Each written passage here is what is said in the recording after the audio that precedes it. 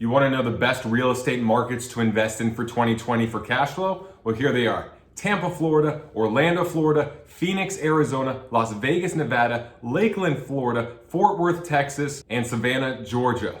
That was fast, right? Well, that's my list of 7, but what's more important is what is your top city?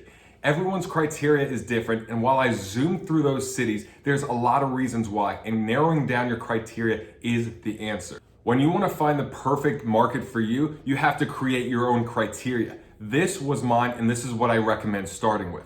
Number 1, the numbers have got to make sense. That means it's got to be a positive cash flow or at least break-even cash flow market. All the cities that I mentioned have at least areas in them, pockets, neighborhoods where I can rent out the place. It will cover the mortgage, the repairs, vacancy, taxes, and insurance, and at least I don't have to pay anything out of pocket, but preferably I get money back from the renter. Second filter, after the numbers make sense, I want to make sure that I have resources in the area. So there's a lot of cities there in Florida because I grew up in Tampa. So I have friends in Tampa, Lakeland, Orlando. I have friends in Vegas. I have a friend in Phoenix. I want to make sure that there are people in those areas that I trust that will be able to help me in case something happens with the property, or they could just check out properties and help me along the way.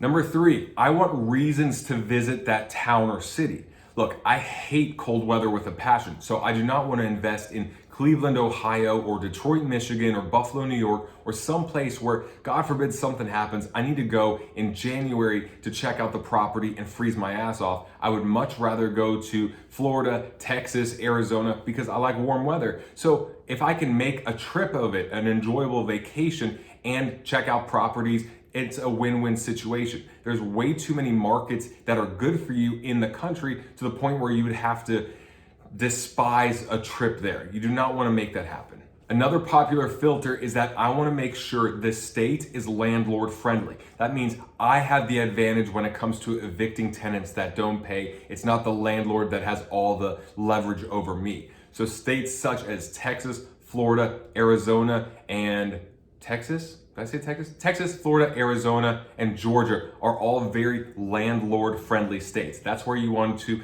own property because you will get the benefit of the doubt.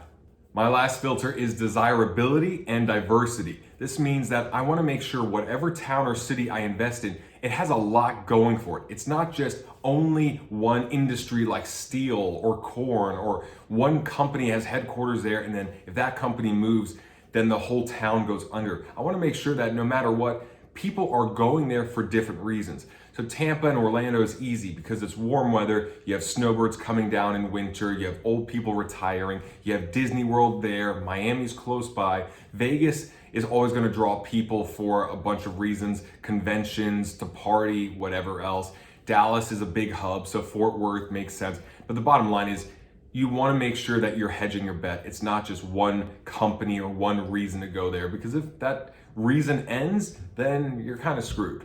With all that being said, there are a list of other great markets to invest in for cash flow. Here's the rest of the list. See which ones make sense for you. Atlanta, Jacksonville, Pittsburgh, Memphis, Cincinnati, Raleigh, Nashville, Cleveland, Detroit, Indianapolis, Huntsville, Alabama, Kansas City, Louisville, Columbus, Des Moines, Iowa, Greensboro, North Carolina, and there are several more. But the bottom line is that don't get lost with all of the different towns and markets to invest in. Use your own filters to make sure you have 1 or 2 at the end, and then really you can narrow it down or visit both towns, both cities to see which one is ideal to start with.